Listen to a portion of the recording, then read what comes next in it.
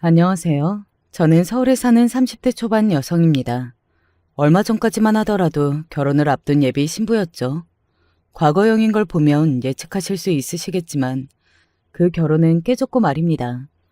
오늘은 제 결혼이 어떻게 깨졌는지를 이야기해드리기 위해서 이렇게 사연을 보내게 되었습니다. 제가 이것을 사연에 쓰게 될 날이 오리라고는 생각을 해본 적이 없었는데 저에게도 이런 일이 생기게 되네요. 저는 소위 이야기하는 부잣집 딸입니다. 그 덕에 힘든 거 없이 자랐어요. 부모님의 넘치는 사랑과 지원 덕에 어릴 때부터 좋은 교육을 받았고 좋은 학교를 나왔고 그리고 좋은 직장에 다니게 되었고 말이죠. 흔히들 이야기하는 고생이라고는 모르고 잘 자란 온실 속의 화초. 네, 그게 바로 저였습니다. 그래서 저는 평생 그렇게 살 줄 알았어요. 이번 일을 겪고 나에게도 이런 험한 일이 일어날 수 있다는 걸 알게 되었지만 말이죠. 남편과는 소개로 만났습니다.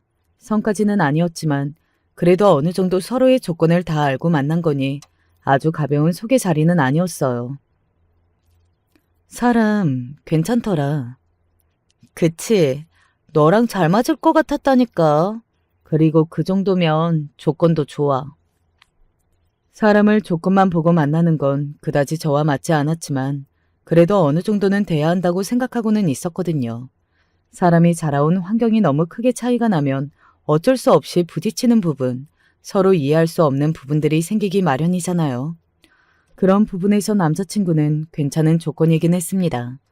중상층 이상의 집안과 좋은 학벌, 그리고 좋은 직장, 딱히 뭐 하나 흠잡을 곳 없는 사람이었어요. 물론 그런 남자친구의 조건보다 더 마음에 든 건 대화가 잘 통한다는 사실이었지만요. 딱히 엄청나게 불타오르는 사랑을 한 건 아니었지만 저는 남자친구가 참 좋았습니다. 이런 사람이라면 믿고 의지해서 한평생 함께 살아도 되겠다 싶을 만큼 말이죠. 그러니 결혼을 결심하게 된 거겠죠.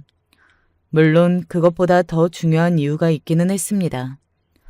남자친구와 연애가 1년 조금 넘어설 무렵 제가 결혼을 서두를 수밖에 없는 일이 생겼어요. 네 아버지가 시한부란다. 아버지가 시한부 판정을 받으신 겁니다. 정말 하늘이 무너진다는 기분이 이런 기분이구나 했던 것 같아요. 저는 아버지를 정말 많이 좋아했거든요. 아버지가 살아계실 때, 그리고 비교적 건강한 모습으로 계실 때 결혼을 얼른 치러야겠다는 생각이 들었습니다. 그래서 서두르게 되었던 것 같아요. 우리 가족의 간절한 바람과는 달리 하늘은 참 무심하게도 아버지의 병세가 급격하게 좋아지지 않았지만 말입니다. 결혼을 준비하던 막바지쯤에는 아버지가 도저히 병실을 나오실 수 없을 정도로 상태가 악화되었어요. 이쯤에서 딴소리를 한번 하자면 돈이고 뭐고 정말 건강보다 중요한 건 없으니 잃기 전에 미리미리 관리하셨으면 좋겠습니다. 그리고 해마다 건강검진은 꼭 받으셨으면 좋겠어요. 건강 문제는 정말 지나고 나서 후회하는 건 아무 소용이 없더라고요.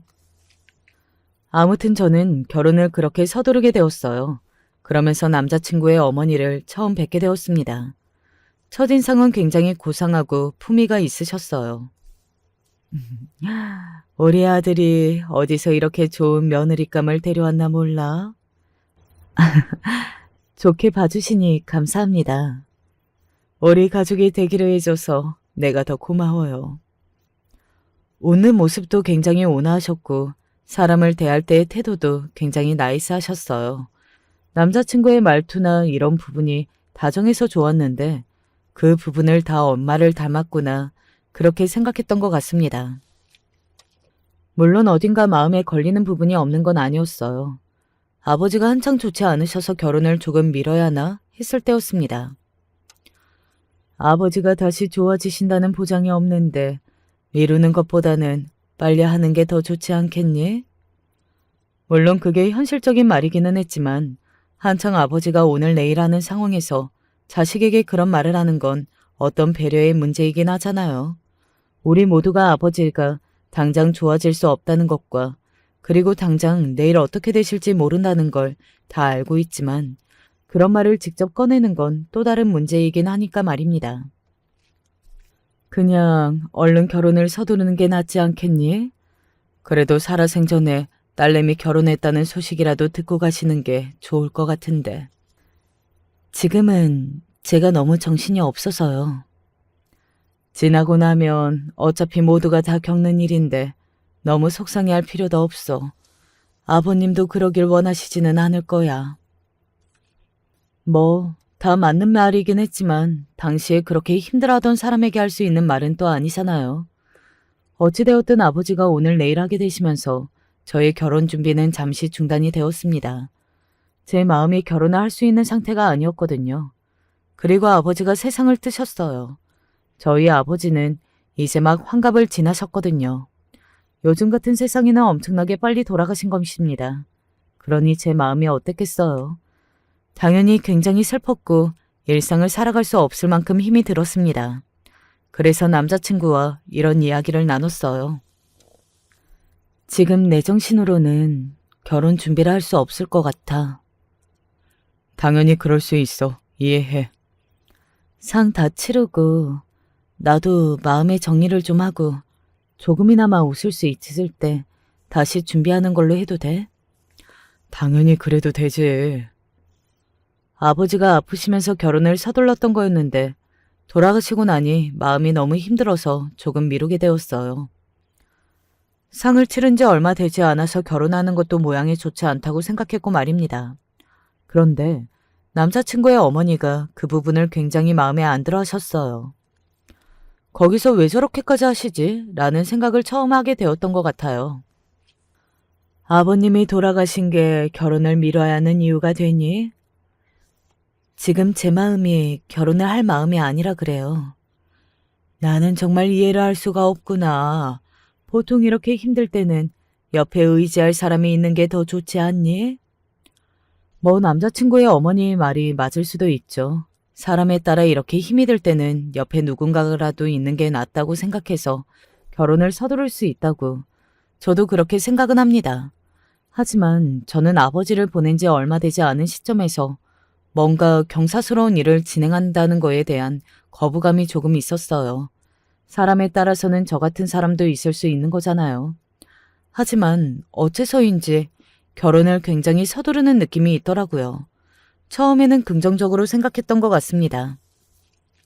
내가 그 정도로 마음에 드신 거겠지 하는 생각 말입니다. 하지만 나중에는 뭔가 서둘러야 하는 이유가 있나 하는 찝찝한 마음이 들기 시작했던 것 같아요. 그리고 그런 와중에 저희 아버지의 유언장이 공개가 되었습니다. 그리고 그 이후 모든 상황이 바뀌게 되었어요. 그리고 남자친구의 어머니가 그렇게까지 결혼을 서둘렀던 이유도 다 알게 되었고 말이죠. 앞서 이야기했듯 저희 집은 부잣집이었습니다. 당연히 아버지는 그 많은 재산에 대해 자신이 죽고 나서 어떻게 쓰일지에 대한 고민이 많으셨고 유언장이 그런 이유로 작성이 되었고 말이죠. 아버지는 자신의 재산 대부분을 사회에 환원한다는 유언을 남기셨어요. 저희 가족들은 모두 그 사실을 받아들였습니다. 생전에 늘 하시던 말씀도 있으셨고 이미 그동안 아버지의 삶을 생각하면 예측 가능한 일이기도 했으니까요. 그런데 유언장이 공개되고 나서 남자친구가 이런 말을 하더군요. 아버님이 전 재산을 사회에 환원하신다고 했다던데 진짜요? 근데 그거 어디서 들었어? 저는 남자친구에게 그 이야기를 하지 않았거든요. 그런데 남자친구가 어떻게 알았는지 알고서는 저한테 그렇게 묻는 겁니다. 당연히 당황할 수밖에 없었어요. 아니, 어디서 들었어? 제 대답에 남자친구가 어딘가 안색이 안 좋아진 얼굴로 그렇게 대답하더군요. 왜? 무슨 문제 있어? 무슨 문제는 당연히 없지. 그냥 조금 놀라서. 뭐가 놀라운데? 그런 선택을 하실 수 있다는 게 그게 어려운 일이잖아. 물론 남자친구의 태도가 이상하다고 생각하지 않은 건 아니지만 그 엄청난 재산을 다 기부하기로 했다는 아버지의 선택에 대해 아쉽다는 생각을 할 수 있을 것 같기는 했어요. 네 남자친구 입장에서는 아쉬울 수 있지. 그렇긴 하지. 당연히 그렇지. 너랑 결혼하면 그 엄청난 재산을 자신도 누리게 될 수 있을 거라는 생각을 인간이면 안 하지 않았을 텐데. 뭔가 서운할 수 있어. 완전한 타인인 나도 그 재산이 아깝다는 생각이 드는데. 물론 남자친구가 그런 생각을 한다는 게 서운하고 어딘가 속물이다. 뭐 그런 생각을 하지 않은 건 아니었지만 세상에 그 정도로 아깝다는 생각도 안 하는 사람이 있을까 싶어서 스스로 그럴 수 있다. 이해하자. 다독거리고 있을 때였어요. 남자친구의 어머니에게서 전화가 왔습니다. 나랑 얼굴 한번 좀 보자. 할 이야기가 있다. 어딘가 굉장히 날이 서 있고 평소에 한 번도 듣지 못했던 차가운 말투였어요. 나한테 안 좋은 소리를 하실 게 있나? 라고 생각을 하면서도 그런 대화가 오고 갈 거라고는 생각하지 못한 채 남자친구의 어머니를 만나러 그 자리에 나갔습니다. 그리고 저는 태어나서 한 번도 경험해보지 못한 상스러운 소리와 말들을 듣게 되었어요. 그리고 결혼을 서두르지 않은 걸 천만 다행이라 생각하게 되었고 말이죠. 그게 정말이니? 남자친구의 어머니는 제가 앉자마자 그렇게 묻더군요. 커피를 시키지도 않았는데 말이죠. 뭘 말씀하시는 건지. 아버님께서 전 재산을 다 기부하시기로 하셨다는 게 정말이냐는 이 말이다. 진짜냐고. 네, 정말이긴 한데 그게 왜요? 저는 정말 모르겠다는 얼굴로 그게 왜요? 라고 되물었어요. 그런 제 대답과 무릎에 남자친구의 어머니의 안색이 순식간에 굳어졌습니다. 그게 왜요? 그게 왜냐니? 그게 지금 나한테 할 말이니? 저희 아버지가 본인 재산을 본인이 알아서 쓰신 건데 그게 뭐가 중요하죠? 저는 그때부터 이미 삐뚤게 대답이 나갔던 것 같아요. 그럴 수밖에 없었습니다. 아니 우리 아버지의 재산인데 왜 그거에 이 정도로 관심을 가지는 건지 그걸 좋은 마음으로 받아들일 수 없었어요. 뭐가 중요하냐니 당연히 중요하지. 한 가족이 될 사람인데 너는 내가 안 물어봤으면 이런 이야기 해주지도 않으려고 했니? 물론 그게 중요하다고 생각할 수는 있습니다. 하지만 저는 남자친구의 조건만을 보고 결혼을 결심한 게 아니었고 남자친구 또한 그렇다고 생각했어요. 물론 그 부분이 아쉬울 수는 있지만 이렇게 사람을 불러내 추궁할 정도의 일인가 하는 생각이 들었습니다. 무엇보다 제가 잘못한 일이 아닌데 이렇게 혼나듯 그런 말을 듣고 있다는 게 제 상식으로는 도저히 이해되지 않았거든요. 그리고 결정적으로 이런 말을 하시더군요. 똥 밟았네. 저는 순간 제가 말을 잘못 들었나 했던 것 같아요. 그래서 멍한 얼굴로 되물을 수밖에 없었습니다. 방금 뭐라고 하셨어요? 똥 밟았다고 했다. 저를 보고 말씀하시는 거예요? 그럼 지금 상황에서 내가 뭘 보고 하는 말이겠니? 그 대답에 차마 무슨 이야기를 해야 할지 모르겠더군요. 누군가 제 뒤통수를 한 대 치고 간 느낌 마냥 정신이 멍해졌습니다.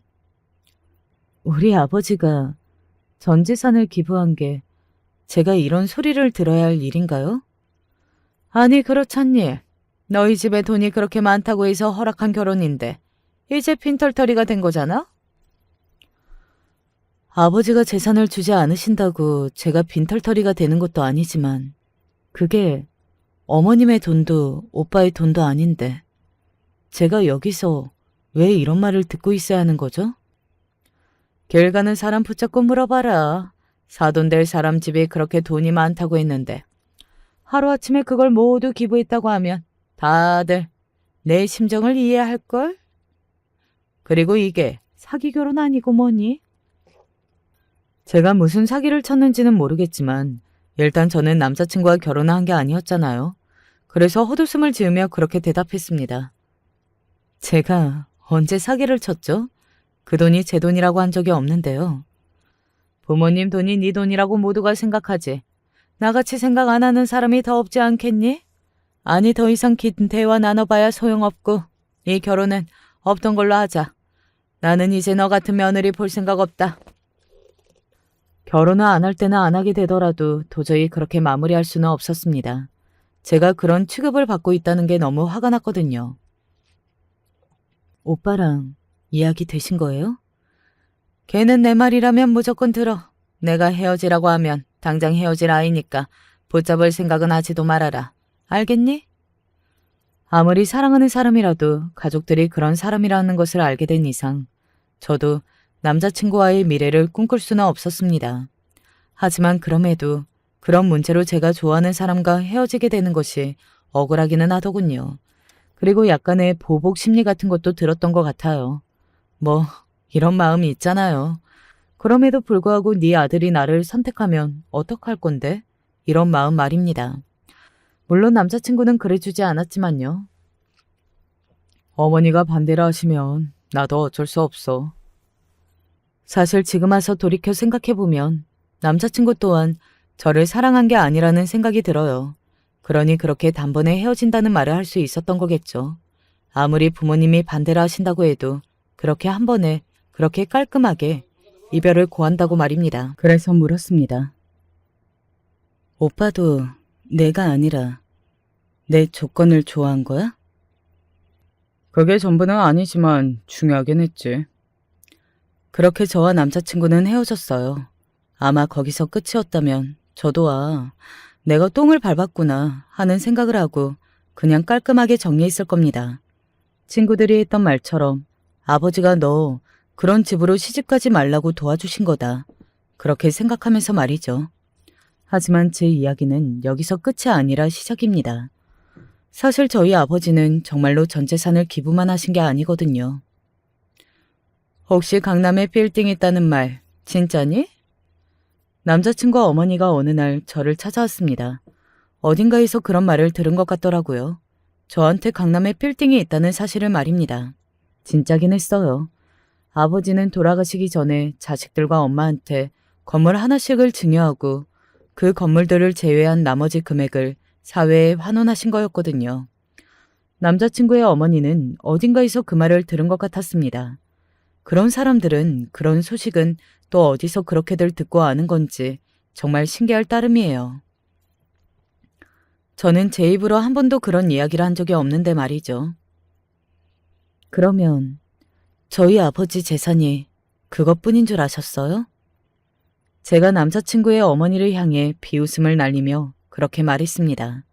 그 말을 하는데 어딘가 통쾌한 기분마저 들더군요. 정말로 그 건물이 네 건물이라고? 남자친구의 어머니의 안색이 굳는 게 눈으로 보였습니다. 아버지가 물려주신 그 건물은 강남에서 가장 알짜라는 곳에 있는 건물이었고 건물 매매가만 수백억인 건물이었거든요. 이 정도로 남의 재산에 관심이 많아 여기저기 캐고 다니는 사람이라면 그 건물의 가치를 모를 리 없었습니다. 네, 증여세도 깨끗하게 다 낸 완벽한 채 건물이에요. 그걸 왜 이야기 안 했니? 그걸 왜 이야기해야 하는데요? 제 그 질문에 남자친구의 어머니가 인상을 확 찌푸리더군요.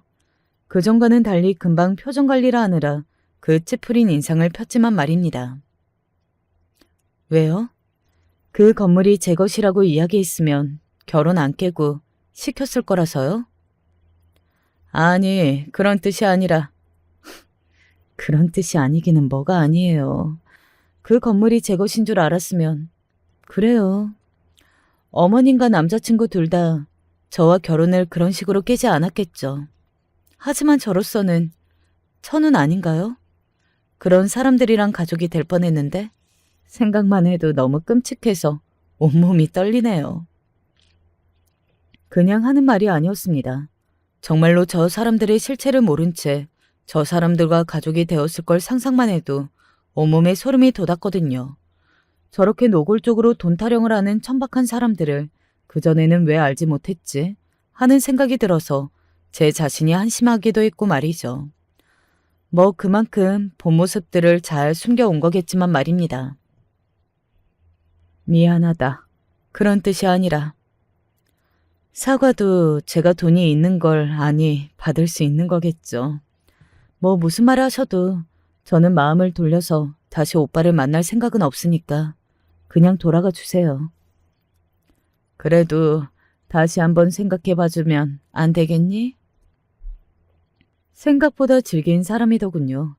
자존심이 센 줄 알았는데 돈 앞에서는 다 소용없더라고요. 아니면 돈이 그만큼 소중한가 싶기도 하고 말이죠. 어찌되었든 이미 다 떨어진 정이 다시 생기는 건 불가능한 일이었습니다. 저는 남자친구를 만나기는커녕 떠올리는 것 자체도 치가 떨리게 싫었으니까요. 하지만 그들은 쉽사리 포기하지 않았어요. 돈이 그만큼 대단한 거더라고요. 남자친구의 어머니를 그렇게 보내고 다음 날 남자친구가 찾아왔습니다. 사실 문자나 전화는 계속 왔었는데 제가 연락을 받아주지 않으니 찾아온 거였어요. 깨끗하게 끝내자고. 그 자리에서 내 번호 지운 것도 나한테 보여줘 놓고 전화나 문자는 왜 그렇게 해대는 거야? 너도 나한테 건물이 있다는 말 들었니? 나를 엄청나게 속물로 생각하는 것 같은데 그건 너도 나를 어느 정도는 이해해 줘야 해. 세상에 돈이 중요하지 않은 사람은 없어. 이제는 그런 말로 저를 설득하려 하더군요. 자신이 잘못한 거라는 걸 알기는 아는 것 같았습니다. 모를 리 없기는 하죠. 물려받을 재산이 없다는 이유 하나만으로 결혼을 약속했던 여자를 찬 거였으니까요. 그래, 돈? 중요하지. 저는 남자친구를 보며 비웃음을 담고 말했습니다. 하지만 그렇게 노골적으로 돈 때문에 누군가에게 상처를 주는 행동을 하는 사람은 흔하지는 않아. 모두가 그렇게 산다운둥하는 개소리는 제발 집어치워. 너는 기본적인 예의마저 없었어. 그래도 우리가 만나서 연애를 한 세월이라는 게 있는데 사람을 그렇게 한순간에 필요 없다는 취급하면서 치워버리는 걸 아무나 다 하지는 않아. 그런 제 말에 남자친구는 싹싹 빌기 시작했습니다. 물론 진심이라고는 단 하나도 느껴지지 않았고 저도 넘어갈 생각 따위는 없었지만 말입니다. 내가 잘못했어. 다시 생각해보니까 나는 너 없으면 안 되겠더라. 너 같은 여자 다시 어디서도 못 만날 것 같아. 나같이 돈 많은 여자겠지. 나중에 듣기로는 남자친구의 어머니가 남자친구에게 저와 무슨 일이 있어도 다시 합치라는 지령을 듣고 찾아온 거였더라고요. 만날 때는 몰랐는데 남자친구는 자신의 엄마가 죽으라면 죽는 신유까지 할 수 있는 사람이었던 겁니다. 정말로 여러모로 저는 그 집안과 가족의 연을 맺지 않는 게 얼마나 다행인지 모르겠어요. 이 생각은 그 다음에도 계속 들 수밖에 없었습니다. 그걸 깨닫게 되는 일이 지속적으로 발생했거든요. 남자친구와 그렇게 완전히 헤어지고 나서도 저는 남자친구의 소식을 계속해서 들을 수 있었어요. 아무래도 겹치는 지인들이 많다 보니 그럴 수밖에 없었습니다. 남자친구는 그 이후에 사람들에게 이렇게 말하고 다녔다고 하더군요. 내가 반드시 기필코 그 기집애보다 조건 좋고 잘난 여자랑 결혼하고야 만다. 라고 말이죠. 저에게 그런 말을 들은 것에 대해 안갚음을 하고 싶어 하는 것 같았습니다. 본인이 한 말은 생각하지 않고 말이에요. 지가 저한테 한 말이 더 있으면 더 했지 결코 덜하지 않는데 그런 인간들은 왜 늘 항상 본인이 당한 것만 생각하는지 모르는 일이에요. 남자친구는 그 이후로 여기저기에 여자를 소개해달라는 이야기를 많이 하고 다니는 것 같더라고요. 그리고 적극적으로 소개팅이든 다른 만남이든 다 하고 다녔다고요. 그 결과 어떤 여자 하나와 연애를 하게 된 것 같았습니다. 너보다 조건은 안 좋은데 그래도 본인 집안보다는 잘 사는 여자야. 그런 놈이라는 걸 안 알려줘도 될까? 속고 있는 건데 불쌍하잖아. 나도 그런 생각하지 않은 건 아닌데 그래도 남의 일에 나서지 마. 괜히 나섰다가 골치만 아파져. 그리고 그런 인간들이랑은 더 엮으면 피곤해지기도 하고. 저도 그렇게 생각했습니다. 그 여자분이 불쌍하기는 했지만 이제 더는 제가 관여할 일이 아니라고 생각했어요. 하지만 상황 자체가 그럴 수 없게 돌아갔습니다. 안녕하세요. 저는 민지영이라고 합니다. 어느 날 남자친구의 지금 여자친구라는 여자가 저를 찾아왔습니다.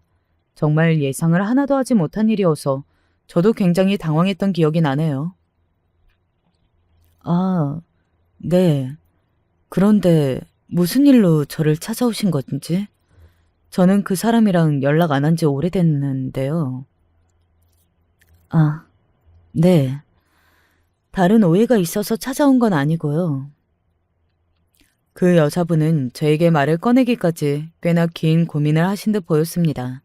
하긴 뭐 입장을 바꿔놓고 생각해봐도 지금 만나는 사람의 전 여자친구를 찾아오기까지 그 마음을 먹고 행동하는 과정이 절대로 쉽지만은 않았을 거예요. 그 사람이랑 결혼을 약속하고 지금 준비 중인데 저도 모르게 아 하는 탄성이 나왔던 것 같습니다. 그렇잖아요. 멀쩡한 여자가 그런 남자랑 그런 집안의 며느리가 된다는 이야기를 들었는데 탄식이 나올 수밖에 없었습니다. 마음 같아서는 얼른 도망치라는 말을 하고 싶었지만 선뜻 그런 말을 할 수는 없었어요. 아마 여러분이 제 입장이라 하더라도 그러실 겁니다. 네.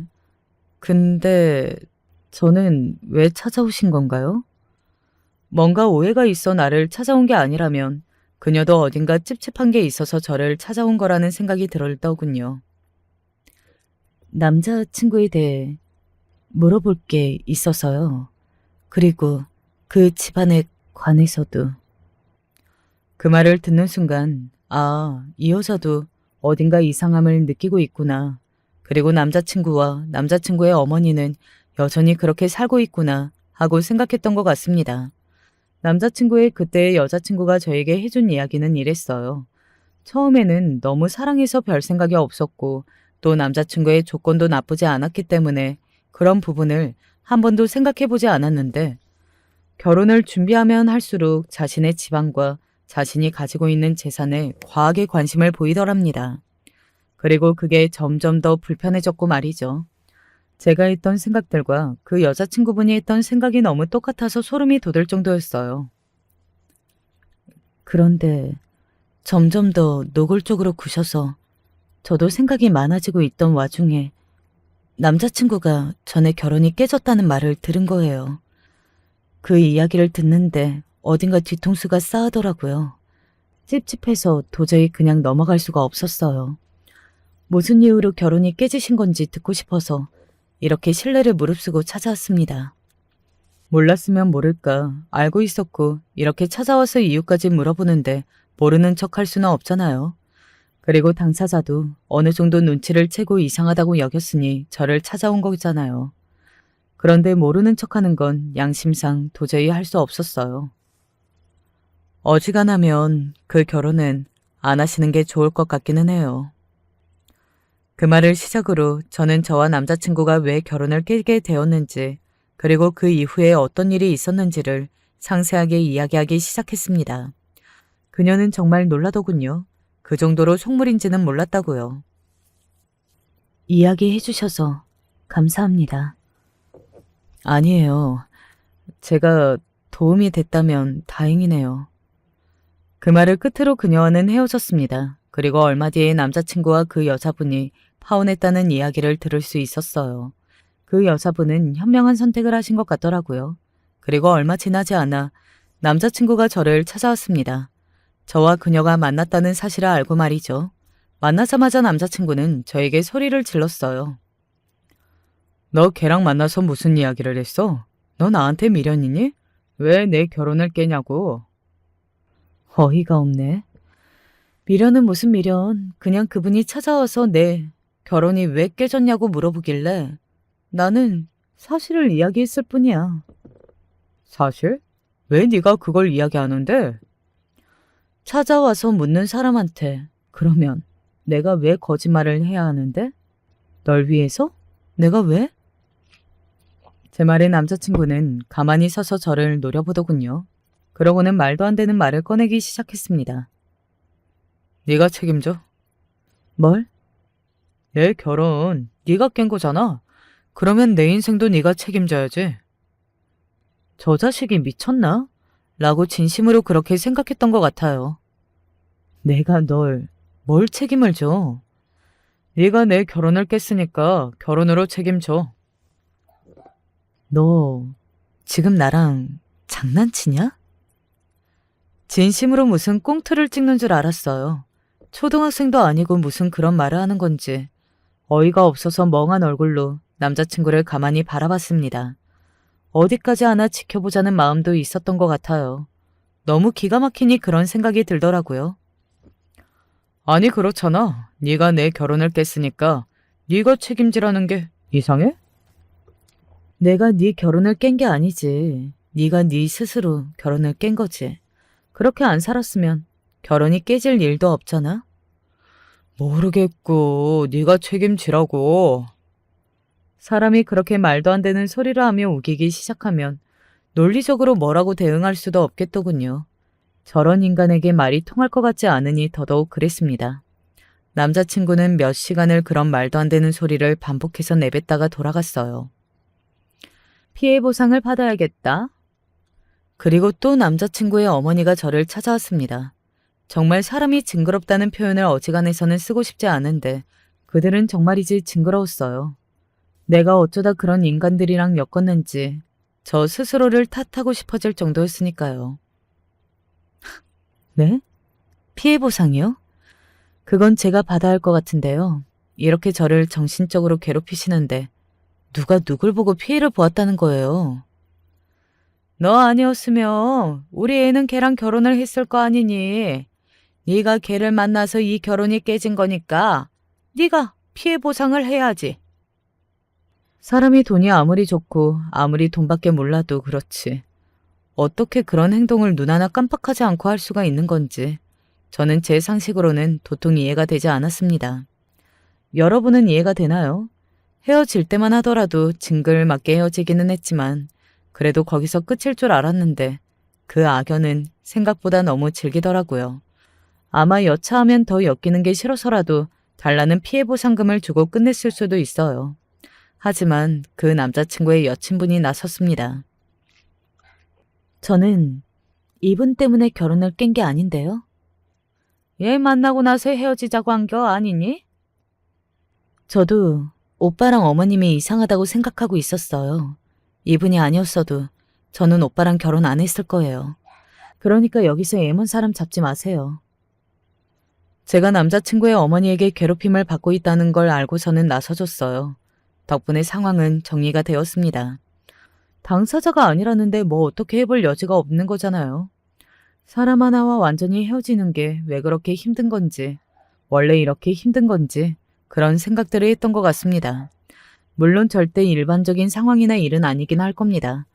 이런 사람들이 또 있다고 생각하지는 않아요. 그건 정말 끔찍한 일이잖아요. 저는 그 일로 누군가를 만나고 결혼하고 이런 것들에 대한 거부감이 생기고 무서움이 생길 만큼 후유증을 겪고 있어요. 피해 보상은 제가 받아야 하는 거 아닌가요? 한 가지 더 놀라운 사실은 이게 끝이 아니라는 것이었습니다. 남자친구와 그의 어머니는 포기라는 걸 모르는 사람 같더군요. 어떤 의미로는 정말 대단한 것 같아요. 그 열정으로 다른 일을 열심히 했으면 그렇게 바라고 원하는 그 돈 본인들이 벌 수도 있었을 텐데 말이죠. 결혼한대. 한대? 누구랑? 몰라. 사업하는 여자라는데 되게 부자라는데? 결국은 해내는구나. 정말 대단하다. 그러게나 말이야. 그런데 세상이 진짜 불공평하지 않냐? 그런 인간들은 망해하는데 결국은 성공하잖아. 얼마나 가겠어. 나는 그 업보는 결국 되돌아갈 거라고 믿어. 나도 그랬으면 좋겠다. 아니면 세상이 너무 불공평하다고 생각하게 될 것 같아. 남자친구는 중국에서 쇼핑몰로 대박이 나서 돈방석에 앉았다는 어떤 여자를 만나 결혼을 한다더군요. 물론 분한 마음이 들지 않았다면 그건 거짓말일 겁니다. 그 사람이 망하길 바랬으니까요. 결국은 그토록 바라고 원하던 부자 여자를 만났다는 게 짜증이 났어요. 하지만 한편으로는 이런 생각도 들기는 했습니다. 이제 그러면 나를 찾아오는 일은 더 이상 없겠네? 완전히 벗어난 건가? 하는 생각 말입니다. 노이로제가 걸릴 정도였거든요. 시도 때도 없이 찾아오는 남자친구와 그의 어머니에게 말입니다. 그런 여자는 어디서 그렇게 잘도 찾아내는 건지 하는 생각이 들기는 했지만 그냥 잊고 살기로 했어요. 더 생각해봐야 저만 스트레스 받을 테니 말입니다. 하지만 얼마 지나지 않아 그들은 처참한 말로를 듣게 되었습니다. 오늘 이 사연을 쓰게 된 것도 다 그걸 듣고 나서 쓰게 된 거예요. 사실 이 앞에 이야기만 들려드린다면 그건 저도 그렇고 들으시는 분들도 굉장히 답답한 결말일 테니까 말이죠. 그 이야기 들었어? 무슨 이야기? 그 자식 사기 결혼 당했다는 이야기. 어? 사기 결혼이라니? 그게 무슨 소리야? 그리고 당했다니? 그 인간이 한 게 아니고? 사기 결혼을 해도 그 인간이 사기를 치면 몰라도 당할 거라고는 한 번도 생각해보지 못했었거든요. 그런데 사기 결혼을 당했다는 겁니다. 그 여자, 그거 다 거짓말이래. 사업 성공한 여자가 아니었다는 말이야? 그냥 완전히 꾼이래 꾼. 사기 결혼만 이미 10대 번은 넘게 치고 다니면서 남자들 재산 다 빼돌리는 꾼. 그런 여자만 노리고 다니더니 제대로 걸린 거지 뭐. 사건의 내막은 이랬습니다. 남자친구는 돈 많고 멍청한 여자를 찾아다닌다는 말을 여기저기에 했던 모양이더라고요. 정말 그런 말을 입 밖으로 내고 다니는 것도 저급하지만요. 그러다 누군가가 그런 여자가 있다며 그 사기꾼을 소개해준 모양이었어요. 물론 사기꾼인지 모르고 소개해준 거겠지만요. 그렇게 남자친구는 그 여자가 사기꾼인지도 모른 채 돈이 많다는 말에 속아 결혼하게 되었던 겁니다. 물론 작정하고 속이는 사람에게 어떻게 할 도리가 없기는 했겠지만 그래도 눈이 멀기는 했을 거예요. 그토록 원하고 바라던 돈이 많은 여자와 결혼하게 될 기회였으니 말이죠. 게다가 제가 알기로는 결혼을 준비하고 하는 과정에서 여기저기에 자랑도 많이 했고 심지어 저를 두고 이런 이야기까지 한 걸로 알고 있거든요. 그녀는 내가 자기보다 돈 많은 여자랑 결혼하게 될 거라고는 꿈에도 상상도 못했을걸. 지금 분해하고 있을 거 생각하면 너무 고세해서 잠도 안 온다니까. 얼마나 배가 아플까. 내가 자기보다 잘난 여자랑 결혼해서. 그게 저에 대한 복수라고 생각했던 모양이었거든요. 그렇게 동네방네 떠들고 다녔는데 그게 사기 결혼이라는 것도 모자라 본인도 돈을 뜯겼다더군요. 그 사기꾼 수법이래. 돈이 엄청 많고 사업이 엄청나게 성공했다고 하면서 남자랑 결혼해서 자기 급한 불만 좀 끄게 돈 빌려달라고 한 다음에 잠수 타는 거. 얼마나 해줬대? 듣기로는 자기 부모님 집까지 담보로 대출받아서 해준 모양이던데? 거의 전 재산을 다 날린 것 같다고 했어. 돈으로 그렇게 연병 천병을 떨어대더니 결국 돈으로 그렇게 망하더군요. 남자친구는 본인의 전 재산은 물론이고 자기 부모님의 집까지 담보로 대출받아 그 여자에게 해줬다고 하더라고요. 그리고 그 돈을 받은 여자는 사업차 외국에 나가서 다 해결하고 오겠다고 가서 연락되지 않는다고 말이죠. 나는 좀 불쌍하다는 생각도 들긴 했어. 뭐가 불쌍해. 자기가 산 그대로를 돌려받은 거지. 아니, 처음에는 못 믿고 계속 연락하고 그랬대. 신고도 안 하고. 못 믿었다기보다는 믿고 싶지 않았던 게 아닐까. 그 돈을 다 날렸다는 사실과 사실은 자기가 결혼한 여자가 부자가 아니라 사기꾼이라는 사실을 말이야. 어느 쪽이든 이제 제정신으로 살 수 없다는 거니까. 원래도 제정신 아니기는 했어. 그건 또 그렇네. 대체로 지인들 사이에서도 남자친구는 본인의 캐릭터와 맞는 일을 당했다고들 하는 것 같더라고요. 언젠가 그런 일을 당할 줄 알았다고요. 그리고 하도 돈만 찾아대고 다녀서 그런 일을 당한 걸 안타까워하기는커녕 고소하다 생각하는 사람은 많은 것 같았고요. 그리고 그 여자를 찾아 회사에도 휴직계를 내고 외국으로 갔던 남자친구는 결국에는 그 여자를 찾지 못하고 한국으로 들어왔다는 이야기를 들을 수 있었습니다. 너한테 연락 올 것 같으니까 절대 받지 마라. 왜?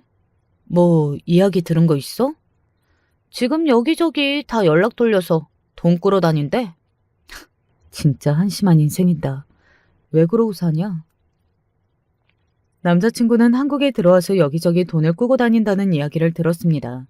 하지만 사정을 다 아는 사람들은 빌려주지 않는다고 말이죠. 그렇게 큰 사기를 당했다는 걸 아는데 언제 받을 수 있을지도 모르는 돈을 선뜻 빌려줄 수 있는 사람은 당연히 거의 없지 않겠어요. 사실 정상적인 사고방식이라면 저한테까지 연락이 올 거라고는 생각하지 못했겠지만 남자친구는 정상적인 사고를 하는 사람도 아니었고 게다가 돈 앞에서 뻔뻔해지시는 건 제가 아는 사람 중에 최고였기 때문에 저에게 연락이 올 걸로 생각하고 있었습니다. 그리고 당연히 연락이 왔어요. 잘 지냈어? 나는 그랬는데 오빠는 잘 못 지낸 것 같아 보인다? 내 이야기 다 들었지? 남자친구는 조심스럽게 이야기를 꺼내더군요. 내가 너무 힘들어서 그런데 돈 좀 빌려줄 수 있어? 라고 말이죠. 저는 결국에는 저한테까지 올 거라는 걸 알고는 있었지만 그래도 너무 뻔뻔하다는 생각이 드니 그 말을 하지 않고 넘어갈 수는 없었습니다. 오빠 결혼하기 전에 그랬다며. 나보다 돈 많은 여자랑 결혼하게 된 걸 내가 알면 얼마나 분해할까. 그 생각만 해도 너무 고소하다고. 그렇게 말하고 다닌 사람한테 돈을 끌어오게 안 민망해? 나 같으면 너무 쪽팔려서 못 그럴 것 같은데. 오빠는 정말 대단하다. 내가 이번 일로 깨달은 바가 커. 그게 뭐든 내가 다 잘못했으니까 한 번만 도와줘라. 어? 본인도 그래도 조금이라도 남은 염치는 있는 건지 아니면 현실적으로 빌려줄 수 있는 금액을 생각한 건지는 몰라도 빌려달라는 금액이 심각하게 큰 금액은 아니었어요. 제가 부담을 느끼지 않는 선에서 충분히 빌려줄 수 있는 금액이기는 했어요. 정말 빌려주게? 제가 고민을 하고 있자 친구는 엄청나게 놀란 얼굴로 그렇게 되물었습니다. 제가 한숨을 쉬며 이렇게 대답했어요. 불쌍해서 빌려주고 싶다거나 마음이 남아서 그런 게 아니고. 그러면 뭔데? 왜 빌려주려는 건데? 빌려주고 땡 치우면 이제 더 이상 귀찮게 하지 않을까 싶어서. 먹고 떨어지지 않을까 하는 마음에서 빌려줄까 고민을 했던 것 같아요. 사실 그간 저를 너무나 귀찮게 했잖아요. 막말로 연애를 한 시간보다 연애가 끝나고 결혼이 파토난 뒤에 저를 이렇게 힘들게 한 시간이 더 길었거든요. 연애는 진작에 끝났는데 남자친구와의 관계가 아직 정리가 되지 않는 것 같은 기분이 너무 찝찝하고 싫었습니다. 그래서 돈을 빌려주고 나면 본인이 갚게 되는 날이 오지 않는 이상은 다시는 연락을 하지 않지 않을까 생각까지 하게 되었던 거고요. 안 받을 생각으로 빌려주게? 그냥 적선한다고 생각하고. 진짜 불쌍한 사람들을 도와. 그런데 적선한다고 생각하지 말고. 사실 친구의 말도 일리가 있기는 하잖아요. 어떻게 보면 공중에 그냥 돈을 버리는 거니까요. 아니 오히려 버리면 낫죠. 저를 그렇게 대했던 사람들에게 주는 건 사실 주변 사람들이 납득하기 어려운 문제긴 했습니다. 하지만 그간 저를 얼마나 귀찮게 굴고 괴롭혔으면 제가 그런 생각까지 하게 됐겠어요. 예정을 생각해서 돈을 좀 빌려주면 안 되겠니? 우리가 당장 거리에 나앉게 생겨서 그런다. 제가 남자친구에게 생각해보겠다고 했더니 말이 통할 것 같았던지 말이죠. 그런데 그 전까지만 해도 조금은 고민했었는데 남자친구의 어머니가 저를 찾아온 순간 그 고민이 싹 날아갔습니다. 빌려주지 않은 쪽으로 말이죠. 그게 저랑 무슨 상관이죠? 그래도 너도 측은지심이라는 게 있으면. 그 말을 듣는데 정말 기가 막히더군요. 측은지심이요? 저희 아버지 돌아가셨을 때 본인이 했던 말과 행동을 떠올리면 저한테 그런 말을 하실 수 없으실 텐데요. 아버지의 상을 치르고 얼마 되지 않아 아직 그 슬픔이 미처 빠져나오지도 못한 저에게 아버지가 전 재산을 사회에 환원하기로 한 일로 똥을 밟았다는 둥하는 소리를 해대며 파혼을 이야기한 사람이 측은지심이라는 말을 하니 너무 기가 차고 웃기더라고요. 그때는 내가 너무 미안했다. 하시는 말씀 하나도 믿음도 안 가고 그게 진짜라고 해도 소용없어요. 저는 돈을 빌려줄 생각이 없습니다. 그러면 왜 생각해보겠다고 했니? 그 전까지는 정말 생각해볼 참이었거든요. 그런데 방금 측은지심이라는 단어가 거기서 나오는 걸 듣자마자 정신 차렸어요. 당신 같은 사람들한테 그런 고민을 잠시라도 한 내가 등신이지 하고 말이죠. 그렇게 말하고서는 그 자리에서 일어섰습니다.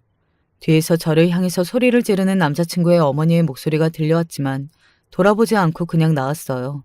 그리고 그 뒤로 남자친구에게서 오는 모든 연락을 받지 않았습니다. 찾아오면 경찰에 신고하겠다는 문자 하나를 남긴 게 마지막이었어요. 제가 주변에 변호사고 검사고 그쪽 지인도 많고 하니 남자친구는 신고를 하겠다는 제 말에 정말 겁을 먹은 사람처럼 더 이상은 연락을 해오지 않았거든요. 어쩜 마지막까지 그렇게 찌질할 수 있는지 지금 생각해도 경이로울 정도라니까요.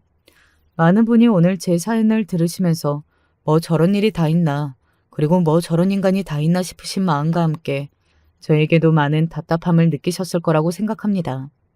마지막까지 완벽하게 끊어내지 못한 저에게 말이죠.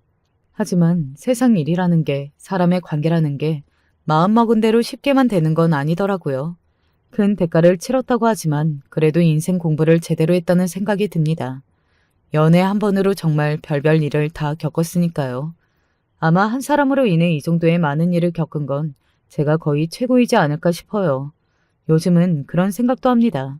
반드시 꼭 좋은 사람을 만나서 결혼을 하는 것만이 인생의 성공으로 이야기할 수 있는 건 아니라고 말이죠. 혼자서도 얼마든지 잘 살 수 있는 것 같아요. 물론 제가 직전에 남자에게 받은 상처가 너무 커서 이런 생각을 하게 된 것도 있겠지만 말입니다. 언젠가 이 마음의 상처를 치유해 줄 사람이 나타날 수도 또 그렇지 않을 수도 있어요. 하지만 그것에 너무 연연하지 않으려고 합니다. 없으면 없는 대로 사는 것도 괜찮다고 생각하거든요. 요즘 같은 시대에 너무 결혼에 집착할 필요도 없고 말이죠. 사실 저희 엄마도 원래 결혼에 굉장히 집착하시는 부모님이셨는데 제가 이런 일을 다 겪어내는 과정을 옆에서 지켜보시면서 꼭 결혼을 하지 않아도 된다는 쪽으로 마음을 돌리셨어요. 세상은 넓고 이상한 사람은 정말 많다면서 말이죠. 그리고 그런 이상한 사람들은 겉만 보고는 알 수 없잖아요. 저도 제 남자친구가 그런 인간인 걸 모르고 결혼까지 하려고 했으니까 말입니다. 이야기가 너무 길어졌네요. 사실 그냥 제 결혼이 깨진 이야기를 하려고 했는데 워낙 엄청난 인간이다 보니 할 말이 많아졌던 것 같아요. 다 하고 나니 시원은 합니다. 내일은 엄마와 함께 아버지가 계신 곳으로 가기로 했어요. 엄마가 원래 그동안 못 갔었거든요. 마음의 정리가 아직 되질 않으셨다고요. 얼마 전에 먼저 가보는 게 어떻겠냐 이야기를 꺼내오셔서 엄마도 조금씩 치유가 되는 것 같아 반가웠네요. 그게 뭐든 살아있다면 그래도 살아가는 것 같습니다. 요즘 날씨가 갑자기 더워졌어요. 예년보다 더위가 늦게 오나 싶었는데 갑자기 더워지더라고요. 이럴 때일수록 야외 활동 조심하시고 또 실내는 너무 춥지 않게 온도 조절도 잘하시기를 바랍니다. 냉방병도 상당히 위험한 병이더라고요. 그러면 저는 이제 그만 사연을 줄일게요. 긴 이야기 끝까지 들어주셔서 감사합니다. 언제 어디서든 건강하고 행복하세요. 안녕하세요. 늙은 나이에 인생을 통달한 것 같은 느낌이 듭니다. 제 사연을 들어주시고 옆에 계신 분과 서로 도우며 행복한 삶을 사시길 바랍니다. 아직 늦지 않았습니다. 지금부터 긴 제 이야기를 해보겠습니다. 자식 4명 키우느라 정말 많이 고생했습니다. 게다가 결혼 과정부터 시부모님 반대가 엄청 심해서 결혼을 하는 것도 엄청 애를 먹었는데 아니나 다를까 결혼을 하고 나서는 시부모님 시집살이에 아주 등골 휘는 줄 알았습니다. 심지어 그런 시집살이를 시어머니 혼자 시킨 것도 아닙니다. 시아버지까지 제 시집살이를 시키는데 여념이 없었습니다. 그냥 밥해라 빨래해라 청소해라 정도면 저는 이걸 시집살이라고 이야기도 안 했을 겁니다. 저런 집안일 시키는 건 기본 중에 기본이라 그다지 기분 나쁘고 힘들 것도 없었습니다. 문제는 시어머니, 시아버지 두 분 모두 저를 무슨 몸종처럼 부렸다는 것이죠. 언제 한 번은 이런 날도 있었습니다. 시아버지가 갑자기 방으로 들어와 보라고 그래서 무슨 일인가 했더니 본인이 중요한 친구들이랑 약속이 있는데 옷을 골라달라는 이야기였습니다. 한 번도 그런 걸 저한테 시킨 적이 없어서 얼떨떨한 마음으로 알겠다고 하고 이것저것 옷장에서 최대한 시아버지에게 어울릴 법한 옷들만 골라서는 입어보라고 말씀을 드렸는데 제가 옷을 골라드릴 때마다 이러시더군요. 젊은 애가 이렇게 보는 눈이 없어서 지금 나한테 그런 거적대기나 입고 가라는 거야? 중요한 사람 만나는 거라고 말했어 안 했어? 어쩜 이렇게 제대로 할 줄 아는 게 없나? 정말 내가 너 이 집안의 며느리로 들이는 거 반대 안 했던 게 천추의 한이다. 한이야. 시아버지는 정말 한마디 한마디가 가슴에 빗으로 꽂힐 만큼 독설을 날렸습니다. 저는 주눅이 들고 당장이라도 시아버지 방을 나가고 싶었지만 마음대로 나갔다가는 어떤 불호령이 떨어질지 몰랐기에 애써 웃는 얼굴로 욕을 바가지로 먹어가며 시아버지 옷을 골라드려야 했습니다. 그 노릇 30분을 넘게 했는데 결국 시아버지는 본인이 스스로 고른 옷을 입고선 말하더군요. 이런 거라도 잘할까 싶어서 맡겨본 내가 미쳤지. 나갔다 올 테니 집안일 잘하고 있어라. 그렇게 시아버진 혀를 있는 대로 차고 저를 무시한 채 밖으로 나갔습니다. 그래도 시아버지는 시어머니보다는 나았습니다. 시어머니는 처음 절 봤을 때부터 못마땅한 눈빛으로 훑더니 저와 제 집안을 비하했어요. 네가 우리 창모랑 결혼하려는 애라고? 아가씨, 미안하지만 난 아가씨가 영 마음에 안 드는데. 고졸도 아니고 중졸이라 들었는데 내가 아무리 우리 아들이 좋아하는 여자라 해서 좋게 봐주래도 중졸이 뭔가 중졸이. 집안끼리 수준이 맞아야 하는데 그것도 아니고. 나는 적어도 우리 아들이 사자 들어가는 직업의 여자가 아니면 만나주려 하지도 않았어. 아들이 통 사정해서 아가씨를 만나준 거라고. 이 정도면 내가 하는 말 알아들었겠지? 정말 상처가 되는 말뿐이었기에 전 그때 남편과의 결혼을 다시 고려해 보아야 했습니다. 근데 남편이 시어머니를 설득하고 저와 결혼 못하면 안 되겠다고 고집을 부리는 바람에 저도 당신 좋아하는 마음 하나로 결혼을 하게 되었죠. 그때부터 고생길 시작이었어요. 시어머니는 온갖 집안일 대소사에 저를 어떻게든 써먹으려 하셨어요. 거의 몸종 부리듯 말이죠. 그것도 고맙단 말 한마디 없이 저를 이리 부르고 저리 부르시면서 넌 어쩜 제대로 하는 게 하나 없니? 내가 음식할 땐 늘 정성이라고 강조했지 않았니? 하시며 잔소리를 해댔습니다. 심지어 저를 똥개 훈련시키는데 달인이셨어요. 틈만 나면 여자 혼자 들기 힘든 무거운 물건을 옮기는 일을 시켰죠. 예, 내가 중요한 물건을 좀 빠뜨렸는데 그것 좀 가지고 얼른 와라. 네, 어머님. 차라리 정말 까먹어서 놓고 가신 거였다면 번거롭고 귀찮기는 했어도 그게 서럽지는 않았을 거예요. 하지만 어느 날 충격적인 대화를 엿듣곤 그 진실을 알 수 있었어요. 알고 보니 시어머니는 본인이 까먹고 물건을 놓고 간 게 아니라 저를 부려먹기 위해서 일부러 놓고 가는 거였습니다. 언젠가 그거에 대해서 시아버지랑 이야기하는 걸 우연히 들었거든요. 여보, 난 걔 솔직히 우리 집에서 하는 일도 없는데 가만히 있을 게 꼴보기 싫어서 일부러 이런 짓이라도 시켜 먹어야 속이 후련해. 정말 너무도 충격적이었어요. 그때 처음으로 이혼이란 걸 생각했고 짐을 쌌습니다. 남편에게도 통보를 했고요. 집을 나가겠다고요. 여보, 나는 도저히 못 참겠어요. 이 집안에서 며느리로 사는 건지 종으로 사는 건지 모르겠다고요. 나 나갈래요. 당신이랑도 끝이에요. 하지만 그때 남편이 절 붙잡으며 다신 어머님이 제게 그런 일을 시키지 못하겠다고 약속을 하더군요. 내가 어머님 단단히 타일러 놓을게. 미안해. 당신이 그런 말 듣게 해서 나 한 번만 믿어줘. 그 뒤 남편은 시부모님을 불러놓아 앞으로 제게 이런 말 하지 말라고 단단히 엄포를 놓았어요. 시부모님도 남편 말이라면 꿈쩍을 못했기에 그 순간은 아무 말 하지 못하더라고요. 내심 그 모습을 보며 속이 시원했죠. 하지만 결국 이것도 반년 갔을까요? 어머님은 다시 저를 몸종 취급하시며 이 물건 저 물건 옮기라 하셨고 어머니의 속내를 모두 알고 있음에도 아무 말도 못하고 네, 어머님 라고 답한 다음에 매번 그 물건을 가지고 시어머니에게 드리러 가야 하는 제 처지가 너무 안쓰러웠습니다.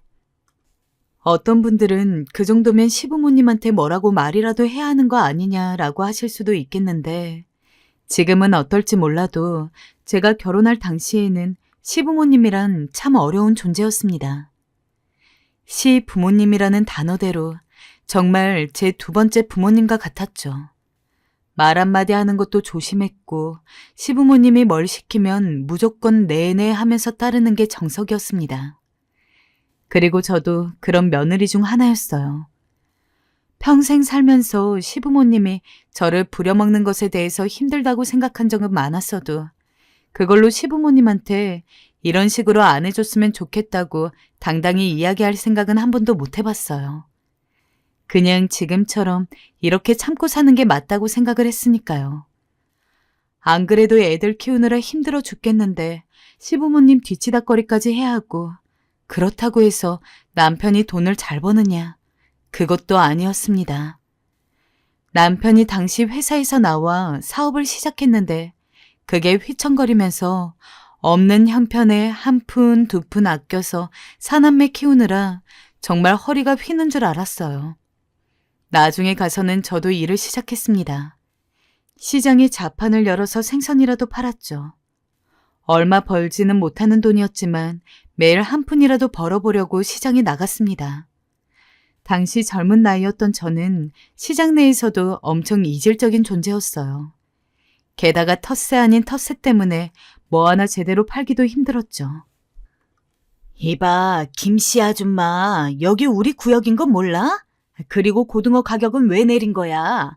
엄연히 여기도 지켜야 할 규칙이 있다고. 당장 못 올려? 가격 제가 내리고 싶어서 내리는 건데 무슨 문제 있나요? 고등어가 너무 많이 남아 돌아서 얼른 팔아버려야 해요. 안 돼. 다시 올려. 쫓겨나기 싫으면. 마음 기댈 곳은 없고 나를 공격하는 곳은 많고 정말 너무 서러운 나날이었던 것 같습니다. 그나마 애들이 엄마, 엄마 하면서 따르는 거 보고 어버이날에 엄마 사랑한다면서 카네이션 주고 학교에서 맛있는 간식 받아오면 엄마 먹으라면서 가져다 주고 그런 작은 것들만이 유일한 위안이었어요. 엄마 힘들지? 내가 공부 잘하고 훌륭한 사람 돼서 엄마 호강시켜줄게. 고마워, 우리 딸.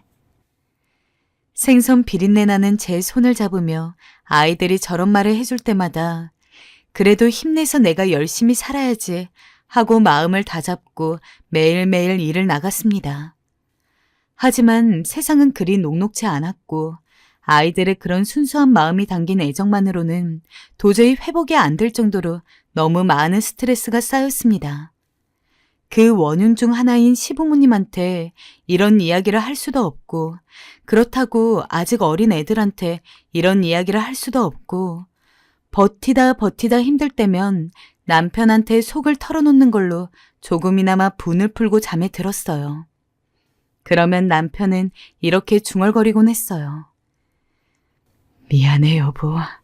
나 같은 사람 만나서 당신이 고생이 많아. 나도 얼른 자리 잡아서 당신 고생 덜 시키도록 노력할게. 미안해 정말로. 솔직히 이런 이야기하면 소름 돋을 수도 있겠지만 워낙 시부모님한테 시달리면서 사는 게 많았다 보니까 두 분이 돌아가셨을 때 저는 속이 시원한 마음이 더 컸습니다. 물론 슬퍼하는 남편 앞에서 이런 이야기를 한 적이 없습니다.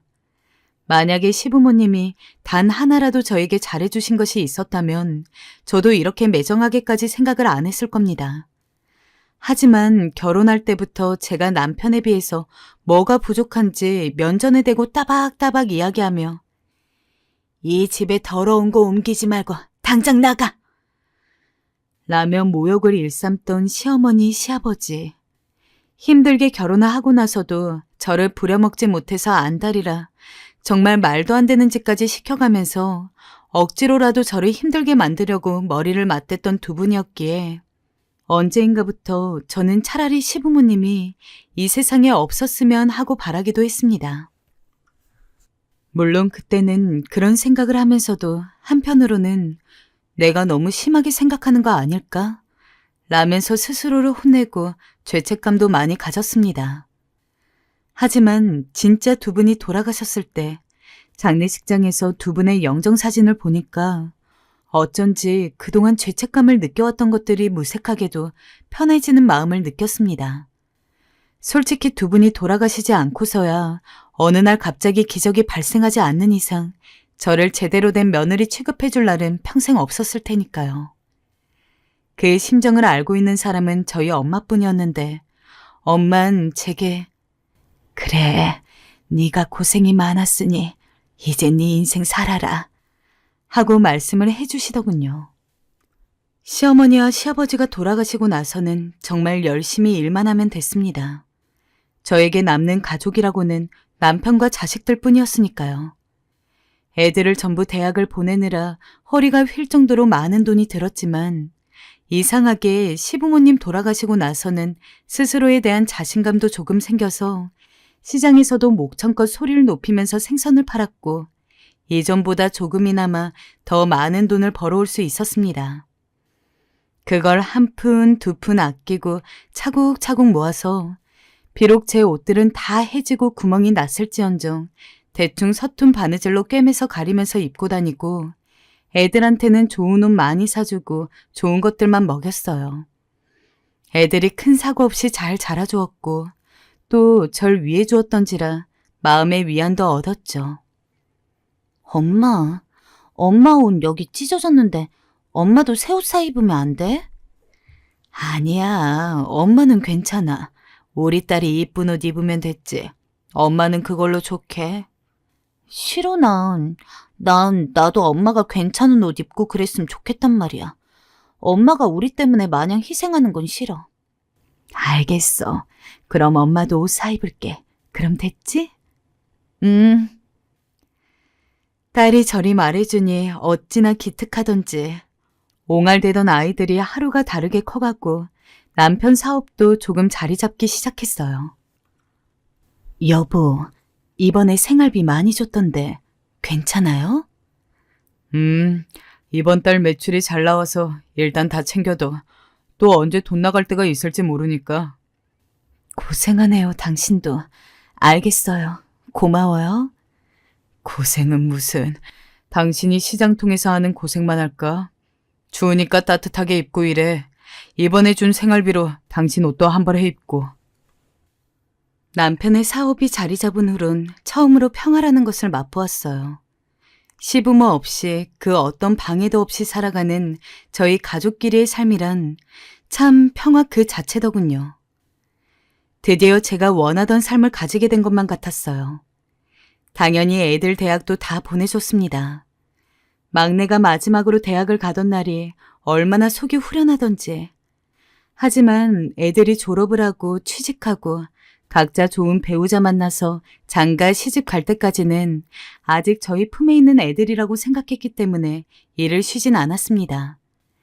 다행히 애들이 입학 후 졸업 때까지 등록금은 자기들이 조금씩 아르바이트 일을 해서 낸다고 해서 그때부터는 아주 큰 부담이 되지는 않았지만 그래도 가끔 등록금이 모자라면 저희가 번 돈으로 대주었고 중요한 날이면은 부모로서 용돈도 줘야 했기 때문에 긴장을 놓을 수가 없었습니다. 남편도 저도 정말 소처럼 일만 했죠. 저도 저지만 특히 남편은 정말 열심히 일한 것 같아요. 여보, 너무 무리하는 거 아니에요? 저번에 건강검진 때 의사가 당신 무리하지 말라고 했잖아. 술도 좀 줄이고 일도 좀 줄이면 안 돼요? 그러고 싶은 게 그게 내 마음대로 되어야지. 해야 할 일이 산더미인데 어떻게 그래. 직원들 월급도 줘야 하고 난 그냥 신경 쓰지 마. 가끔 남편은 일에 너무 지친 듯 보여서 걱정이 되기도 했어요. 허나 자기가 괜찮다고 고집을 부리니 제가 할 말이 더 없었죠. 오히려 제가 걱정하려 치면 짜증까지 냈으니까요. 그러던 어느 날엔 남편이 술을 너무 많이 먹고 들어와 한 소리를 했습니다. 여보, 술 좀 그만 먹으라니까. 일을 하면서 그렇게 술까지 꼭 마셔야 해요? 아니, 너는 왜 이렇게 자꾸 남자 하는 일에 참견을 하려 들어? 그래야 네 속이 시원하냐? 나도 내 인생이 있다고. 그냥 나 신경 쓰지 말고 시장 통해서 일이나 해. 애나 잘 키우라고. 당신, 지금 말 다 했어요? 다 못했어. 내가 얼마나 너한테 쌓였는 줄 알아? 에이, 됐다. 말해 말자. 내가 너랑 무슨 말을 하냐? 무식한 중졸 편내라. 당신, 어떻게 그런 말을... 이보세요. 당신 무식한 중졸 여편네가 당신 사업 안 될 때 집에 생활비 대고 애들 키우고 그랬습니다. 그건 생각 못해요? 당신이 무능하고 능력이 없으니까 내가 그렇게라도 해야 했다고요. 당신 시부모 모시는 것도 얼마나 힘들었는지 알아요? 보통 여자라면 그 일 할 수 있었겠어요? 나라서 한 거예요. 그 후부터는 남편과의 갈등이 이상하게 잦아졌습니다. 아이들이 성인이 되면 안 좋던 부부관계도 회복되는 경우가 많다던데 저와 남편은 오히려 반대더군요. 제가 남편에게 걱정되어 한 소리를 하면 남편은 거기에 가만히 있질 못하고 길길이 날뛰어 10마디, 20마디를 퍼부었어요. 그쯤 되자 저도 남편과의 대화를 포기했죠. 여보, 알겠어요. 난 이제부터 당신한테 신경 끌게요. 그냥 당신이 하고 싶은 대로 해요. 내 딴은 당신 걱정돼서 한 말인데 당신은 그렇게 받아들이지 않는 것 같으니 그냥 서로 각자 갈 길 갑시다. 먼저 이렇게 선언한 게 제 쪽이었죠. 그래도 제가 선언을 한 이후 남편도 뭔가 찔리긴 했는지 다시 저한테 잘해주기 시작했어요. 잘해줬다기보단 덜 사나워진 거죠. 시간이 지나자 부부관계는 어찌어찌 차츰 회복이 되었어요. 여보, 미안해. 그때 내가 중졸 여편네 어쩌고 한 건 너무 말이 심했어. 아무리 화가 나도 그런 말을 하면 안 되는데 내가 많이 부족한 사람이네. 정말로 미안해. 용서해줬으면 좋겠어. 그럴 수 있다면. 어느 날 남편은 제게 그 일에 대해 사과까지 했어요. 그리고 저도 남편의 진심 어린 사과를 받고 나서는 마음이 많이 풀렸어요. 생각해보면 남편도 삶에 많이 허망함을 느끼는 것 같더군요. 저도 그랬고요. 하지만 부부끼리 이걸 충분히 털어놓지 못하고 지냈으니 서로 가시 세우며 뾰족한 말만 했던 것 같았어요. 그 뒤론 남편과 대화도 많이 나누려 했죠. 허나 남편 문제가 끝나고 나니 자식 문제가 닥쳐왔어요. 첫째부터 차례대로 시집가고 장가가고 할 때는 내 자식이랑 결혼할 사람이 정말 괜찮은 사람인지 확실하게 알아야 했기에 신경을 곤두세워야 했습니다. 엄마, 걱정 말라니까. 이 사람 정말 괜찮은 사람이에요. 인성도 좋고 시부모 되실 분들도 참 좋으세요. 라고 자식들이 말해도 쉽사리 믿어지지 않았어요. 조금 까탈스러운 시어머니나 장모로 보였을 수도 있겠지만 내 자식들이 애먼 집에 가서 결혼해가지고 고생하는 꼴은 죽어도 보기 싫었으니까요. 당연히 결혼할 사람 부모님들도 신경을 많이 썼습니다. 내 자식이 나 같은 삶을 사는 건 최악이지 않겠습니까? 그렇게 하나하나 결혼을 하고 지금은 마지막으로 남아있던 막둥이 딸까지 시집을 보낸 상황입니다. 그때가 벌써 3년 전인데 신혼집 꾸려서 사는 것까지 직접 보고 왔어요. 그렇게 하고 나니까 정말 인생에 있어서 가장 큰 과제를 끝낸 기분이랄까요. 사람들이 가끔 당장 죽어도 여한이 없다고 말을 하잖아요. 제가 딱 그 기분이었습니다. 결혼해서 살면서 정말 애들만을 위해서 살아왔기에 애들이 진정으로 자기들만의 가정을 꾸려서 독립을 한 지금 이 순간은 제가 거의 반평생 이상을 바라오던 것이었습니다. 그동안 남편이나 저나 본인들 인생은 없이 살아왔기 때문에 저는 이제 더 이상은 애들한테 크게 신경 안 써도 되는 만큼 남편과 남은 여생을 편안하게 보내고 싶었습니다. 하지만 이상하게 막내가 시집을 간 뒤부터 남편이 저를 대하는 태도가 묘하게 달라졌어요. 여보, 우리 제주도로 여행 가기로 했잖아요. 같이 가요. 내가 비행기 티켓 예매해 놓을게요. 거기 바다도 깨끗하고 볼 것도 많대요. 당신 등산 좋아하니까 우리 산도 같이 타요. 미안한데 여행 갈 거면 당신 혼자서 다녀와. 난 피곤하니까. 평소 남편은 한 번씩 화를 내서 그렇지 조용한 성격이었습니다. 그리고 제가 뭔가 하자고 제의를 하면 한 번도 거절한 적이 없었어요. 웬만하면 제가 하자는 대로 해주었어요. 여보, 피곤해요? 왜 그래요, 요즘? 아니, 그냥 일도 많고 쉬고 싶어서 그래. 관심 꺼. 거기다 말투도 다시 예전처럼 사나워졌고요.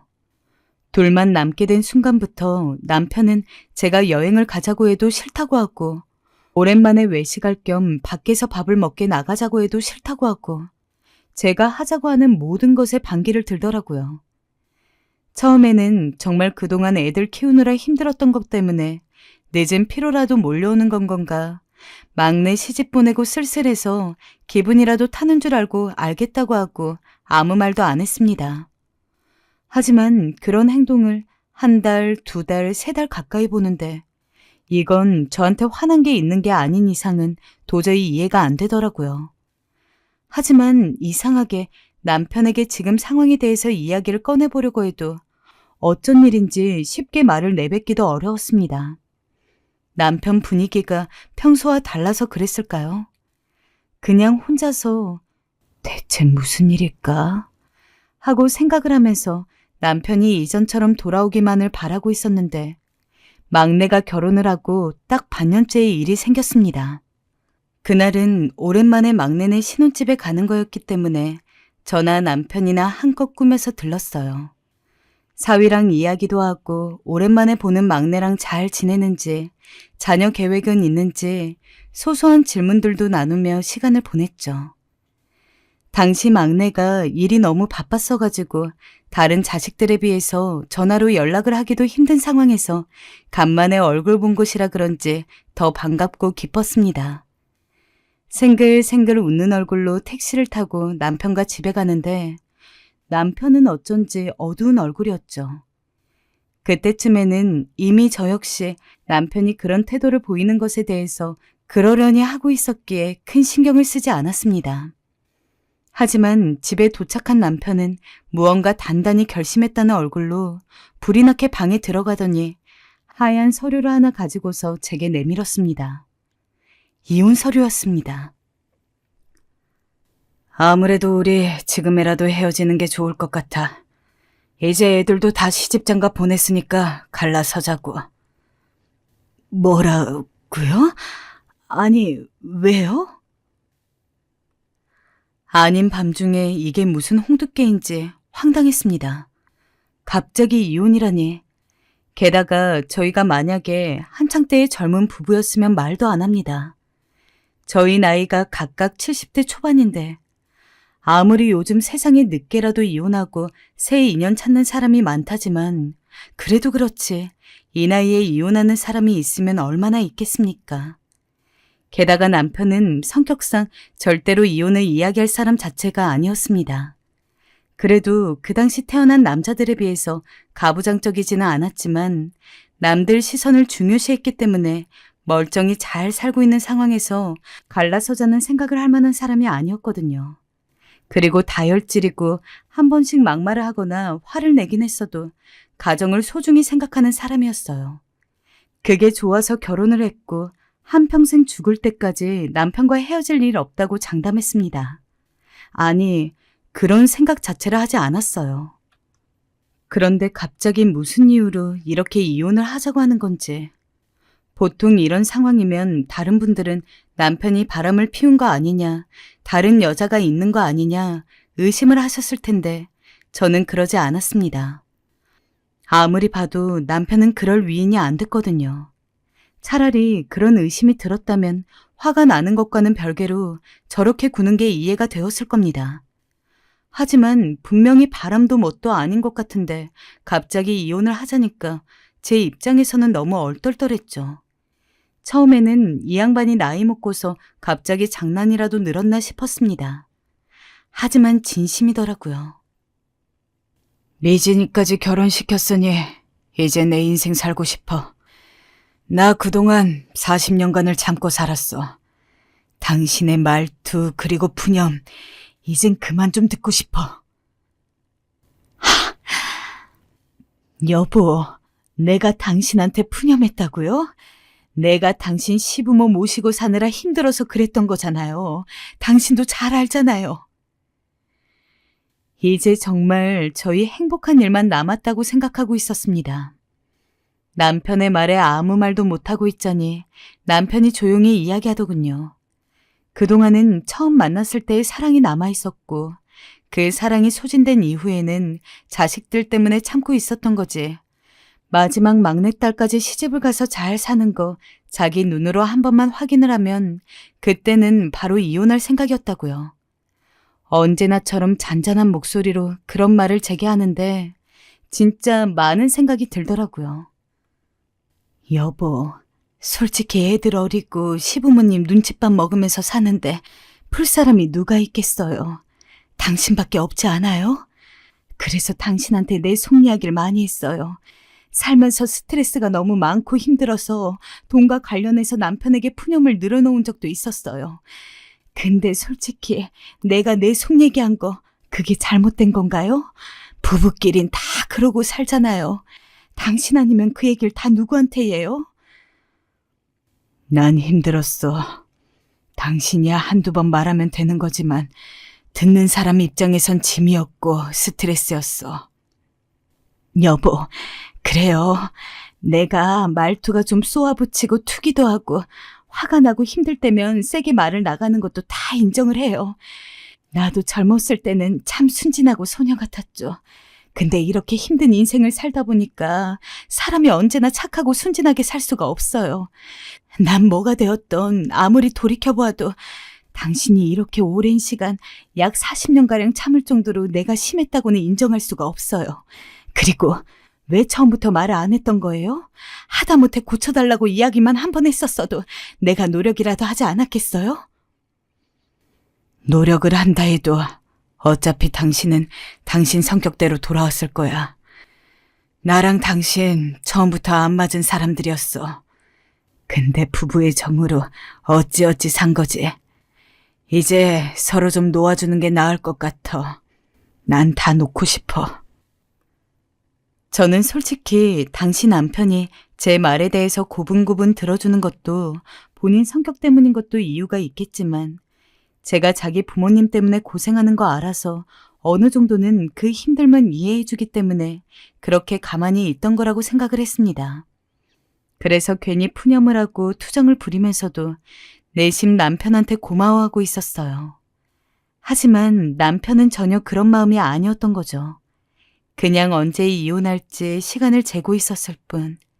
기껏 애들 다 키워서 시집 장가 보내고 둘이서 오붓하게 여행 좀 다니고 지금이야말로 행복하게 기분 좋게 살아보려고 하니까 갑자기 이게 무슨 일인지. 난 당신이랑 절대 이혼 못해요. 고집이라면 고집일 수 있겠지만 절대로 남편과 이혼하기 싫었습니다. 안 된다고 하니까 남편은 본인이 자기 먹고 살 작은 돈만 빼고 집이든 뭐든 다 줄 테니까 이혼만 해달라고 사정사정을 하더라고요. 대체 뭘 얼마나 참았길래 이렇게까지 구나 싶어서 어이가 없었지만 꼭 참고 남편한테 정 그러면 혼자라도 여행을 다녀와 봐요. 마음 정리하고 나면 괜찮아지지 않겠어요? 라고 제안했지만 남편은 무조건 이혼만을 원했습니다. 더 이상 저를 사랑하지 않는다고 그동안은 자식들 때문에 버텼지만 이제는 더 이상 그러고 싶지 않다고 그 간절한 얼굴을 보는데 그때서야 조금 받아들일 수 있겠더라고요. 남편이 저에게 정이 떨어졌다는 것을요.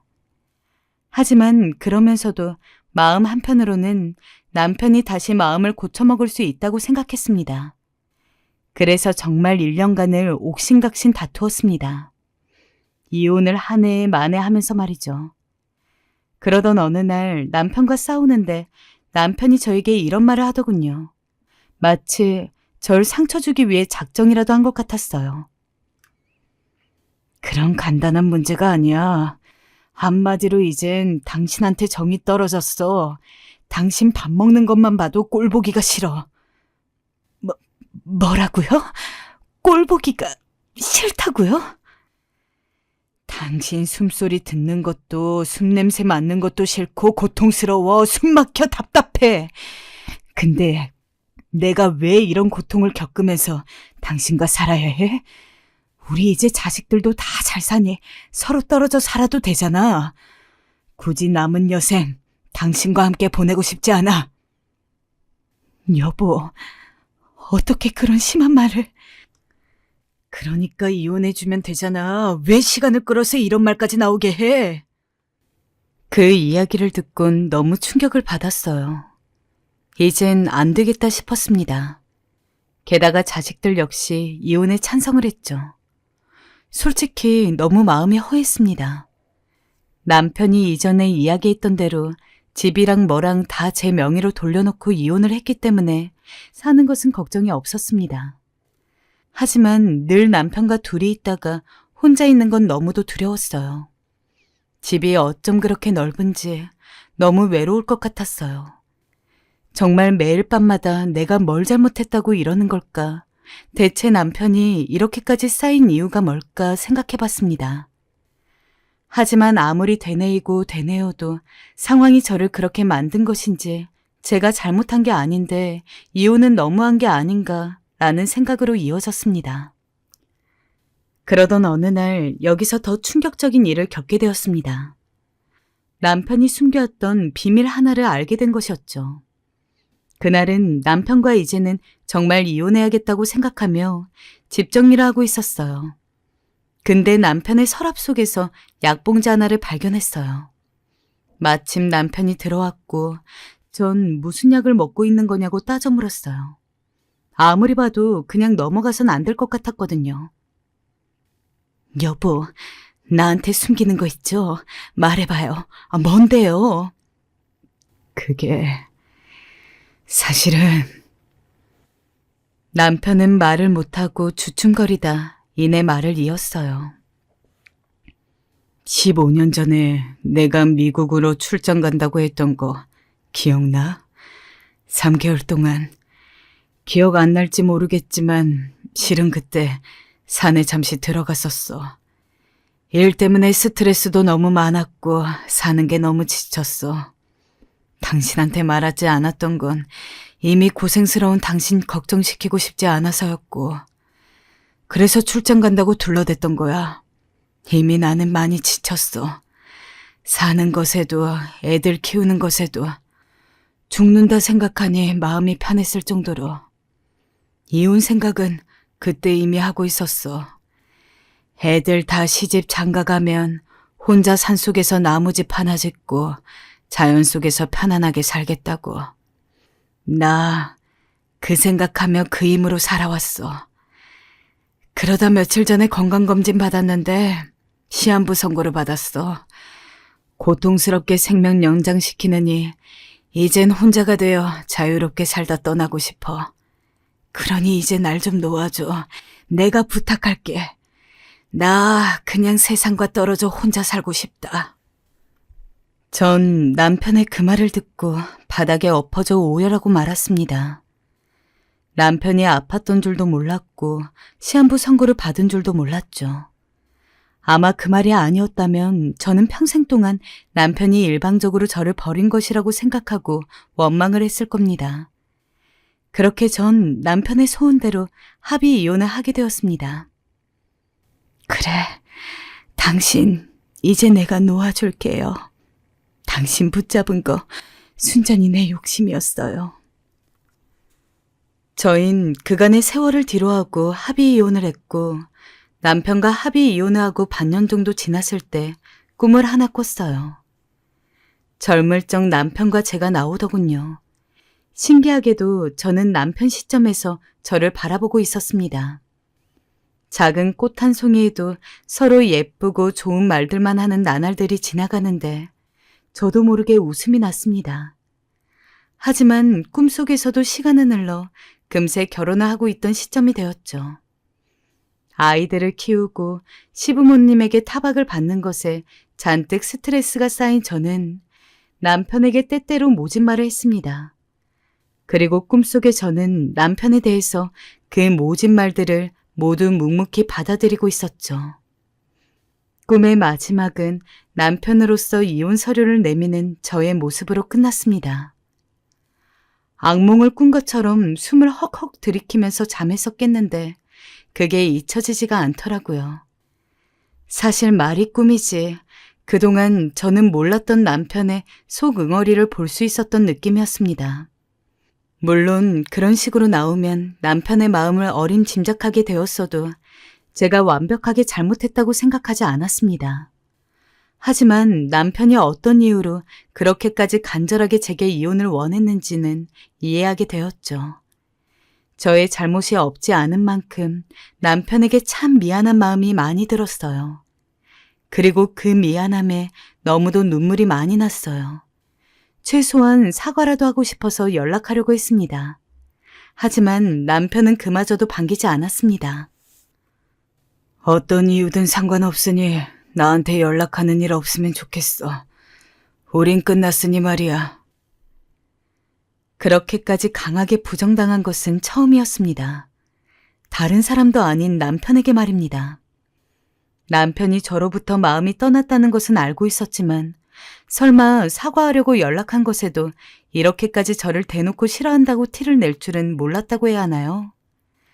아픈 남편이 걱정되어서 뭐라도 챙겨주고 싶었는데 남편은 그마저도 싫다고 하더군요. 그냥 당신이 얘기했던 대로 각자 갈 길 갑시다. 그게 서로한테 좋을 듯하니. 여보, 당신이 걱정이 돼서 그래요. 그 몸을 어찌 살려 해요. 내 도움 받으면 안 돼요? 그만 끊을게. 전화기도 이제 없앨 거야. 남편의 모진 말과 함께 끊긴 전화를 멍하니 붙들고 있었습니다. 제 삶에 회의가 들더군요. 이 나이 먹고 대체 어떻게 해야 좋은 인생을 살 수 있을지를 곰곰이 생각해 보았습니다. 몇 날 며칠을 밥도 제대로 안 먹으면서요. 남편에게 다시 연락해서라도 사과의 말을 전하고 싶다가도 결국 사과도 내 마음 편해지려고 그런 것이 아닌가. 정작 남편은 내 사과조차 받기 싫은 게 본심일 텐데 혼자서 아무리 고민해도 답이 나오지 않는 상황에서 머리만 붙들고 있다가 문득 부처님을 무척 깊게 믿는 친구 하나가 생각이 났습니다. 그래서 당장 연락을 해서 만남을 가지게 되었습니다. 그 친구는 다른 이유지만 저처럼 여러모로 힘든 삶을 살았는데 부처님에게 불공을 드리면서 마음의 평온을 얻었다고 자주 이야기했습니다. 그래서일까요? 저도 이 세상에 혼자 남은 것 같은 외로움과 힘듦을 느끼고 있자니 그 친구가 떠오르더군요. 부처님을 믿으면 너도 나처럼 편하게 살 수 있을 거야. 무교였고 그간 애들 키우는 게 힘들기는 했어도 절대적인 존재에 매달려야 할 만큼 힘들지는 않았던지라 처음에는 그렇게 귀담아 듣지 않았지만 이상하게 지금 상황이 오니까 분명 그때랑 같은 말이었음에도 불구하고 친구의 조언들이 세세하게 떠오르더라고요. 어차피 텅 빈 집에 혼자 있어봐야 외롭긴 하고 자식들이랑 사는 것도 아닌 만큼 그냥 부처님한테 불공이나 드리면서 살자는 쪽으로 마음이 기울었습니다. 덕분에 친구 따라서 절을 자주 갔고 지금은 저도 엄연히 불교 신자라고 할 수 있을 만큼 부처님을 깊게 믿게 되었어요. 물론 가끔은 충동이 들기도 했어요. 지금이라도 늦지 않지 않았을까. 비록 남편이 그렇게 매몰차게 이야기했어도 내가 미안하다고 매달리면 못 이기는 척 져주지 않을까. 남편을 옆에서 보살펴주고 싶은데 하지만 그런 생각을 할 때마다 부처님을 보며 저를 다스렸어요. 더 이상 제 욕심을 부리면서 남편을 힘들게 하지 말자고 말이죠. 그러던 어느 날 남편의 부고 소식을 듣게 되었습니다. 예상했던 소식이지만 어찌나 가슴이 무너지던지 저는 남편의 마지막을 보며 남편에 대한 그리움, 미안함, 여러 가지 복합적인 감정으로 펑펑 눈물을 쏟았어요. 애들아, 내 탓이다. 내가 네 아빠를 너무 힘들게 했어. 엄마, 그게 무슨 말이에요? 내가 너무 모질게 굴었다. 조금이라도 그 사람 마음을 알아줬어야 하는데 너무 외롭게 만들었다. 다 부족한 내 잘못이야. 아이들은 제 말을 이해하기 힘들어했지만 전 계속해서 미친 여자처럼 미안하단 말을 퍼부으며 엉엉 울었어요. 남편과 헤어진 지 꽤 오랜 시간이 지난 지금은 자주 갔던 절 근처에서 지내고 있는데 너무 마음이 편하고 좋아요. 집은 전보다 작아졌고 애들 사는 곳과도 멀어져서 이전보다 자주 만나지는 못하지만 속세로부터 벗어나서 자연과 가까운 곳에서 매일매일 남편한테 사죄하는 마음으로 살고 있습니다. 그리고 늦은 나이긴 하지만 참 스님이 되고 싶다는 생각도 듭니다. 나이도 먹고 늙은 데다가 이제 와서 새 남자를 만나고 싶다는 마음도 없으니 다른 사람 만나기는 힘들겠지만 저는 이렇게 혼자 살더라도 고생한 남편은 늦게라도 하늘에서 편안하게 잘 살았으면 해요. 그러나 지금처럼 가끔씩 남편과 함께 살던 시간을 떠올리며 그때를 잠시 그리워하는 정도는 용서해 주었으면 합니다. 모쪼록 제 이야기를 들으신 여러분들은 아무리 힘들고 짜증나는 일이 있더라도 배우자를 자신의 감정을 무조건 받아주는 존재로만 생각하지 마시고 소중히 아껴주고 사랑해 주시길 바랍니다. 지금까지 이야기 들어주셔서 감사하고 오늘도 평안한 하루 되시길 바래요.